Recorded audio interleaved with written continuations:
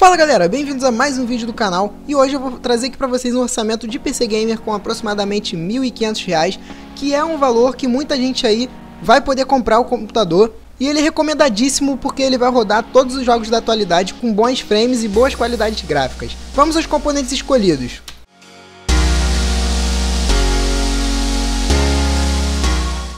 O processador escolhido é o FX 4300, ele é um quad-core, litografia de 32 nanômetros e frequência de 3.8 GHz com turbo de 4.0 GHz. São 4 MB de cache L3, o TDP, que é o consumo de energia, de 95 watts, e o socket é o AM3+. Lembrando que se você comprar esse processador, já vem com o Cooler Box de fábrica. E na imagem vocês estão vendo também outras especificações com o programinha CPU-Z aberto com esse processador. O preço médio que eu achei dele foi de R$ 320.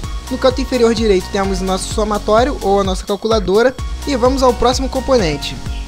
Galera, como o orçamento da gente é curto, eu escolhi uma placa-mãe bem de entrada mesmo, é uma ASRock N68S3FX, o socket é o M3+, como conexão de energia ela só tem 4 pinos, ou seja, não vai te dar um suporte a overclock muito alto. O chipset é um da NVIDIA NForce 630A e ela já vem com um vídeo integrado, que se não me engano é o 7025GS. Suporta memórias DDR3 de 1600 e 1333 MHz, com o máximo de 16 GB, no caso 2 pentezinhos de 8 GB. E são 4 portas SATAs, sendo que elas são SATA 2. Isso não vai fazer muita diferença pra gente, porque o HD que a gente vai usar não é SATA 3. Como conexões traseiras, ela tem essas conexões padrões, vem com VGA para colocar o monitor, mas você não vai utilizar esse VGA, vai utilizar o da placa, 2 conectores PS2, um de teclado e mouse, 4 USBs 2.0, conexões de rede e de áudio. O preço médio que eu encontrei dela foi de R$ 148 e vamos à memória. A memória escolhida para essa configuração é uma da Mark Vision de 1333 MHz, sendo que eu escolhi colocar um pentezinho de 4 GB e mais um de 2 GB. Essa memória é uma das memórias mais básicas que tem e por conta disso é a mais barata. Vai fazer muita diferença no desempenho? Não, galera. Memória não faz muita diferença no desempenho dos jogos. O que faz é a combinação processador e placa de vídeo, sendo que eu tô julgando agora que no mínimo você tem que ter 6 GB de memória RAM para jogar os jogos atuais. E por isso eu coloquei um pentezinho de 4 e outro de 2 GB. Então o preço médio, já somando esses dois pentes, fica em R$ 180. E agora eu vou falar sobre o HD, que é o armazenamento do nosso PC. Eu escolhi colocar um HDzinho da Western Digital de 500 GB, ele é padrãozinho, vocês estão vendo aí, é o modelo Caviar Blue, preço médio de R$ 175.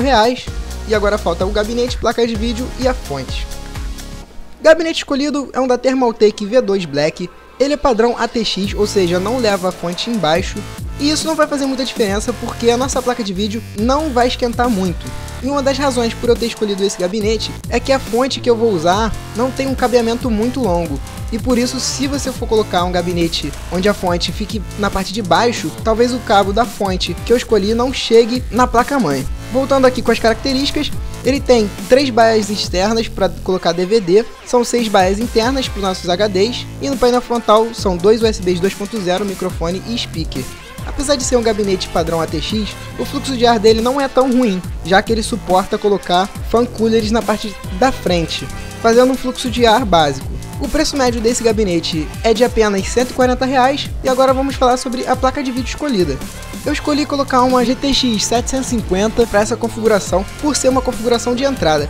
Poderia ter escolhido a R7 260X e a GTX 650 Ti, porém eu escolhi exatamente esse modelo pelo TDP dela. O TDP são de incríveis 65 watts, algo muito baixo, e com isso a gente não vai ter um gasto de energia muito grande, economizando na fonte, e também quer dizer que não vamos ter um calor tão grande sendo emitido por essa placa de vídeo. Como características temos as seguintes: o clock padrão é de 1059 MHz com turbo de 1137 MHz. São 512 CUDAs, 1 GB de memória GDDR5, memory clock de 5.0 GHz, interface de 128 bits e o TDP, como já foi dito, de 65 watts. O preço médio que eu achei na minha pesquisa foi de R$ 393, a calculadora está em 1356 e agora vamos falar sobre a fonte. Fonte escolhida é um modelinho da marca Zalman, é o modelo ZM400LE. Apesar de não ter selo 80 Plus, a eficiência dela é de 80%, segundo o site do fabricante, e é uma fontezinha muito boa, muito eficiente. Para nossa configuração vai suportar de boa a nossa placa de vídeo e o nosso processador, então não vai ter nenhum problema quanto a isso. O único defeito que eu achei nessa fonte é o cabeamento, que realmente é muito curto e não tem aquela proteção, os cabos não tem aquela capa, mas foi o que eu falei, para nossa configuração vai funcionar de boa. No próximo slide temos o rótulo da fonte, indicando aí quantos amperes ela vai proporcionar para cada cabeamento. O preço médio que eu achei desse modelo foi de R$ 131,00. E com isso a gente encerra o orçamento em R$ 1.487, um valor que pra mim cabe no bolso aí da galera e é um excelente custo-benefício.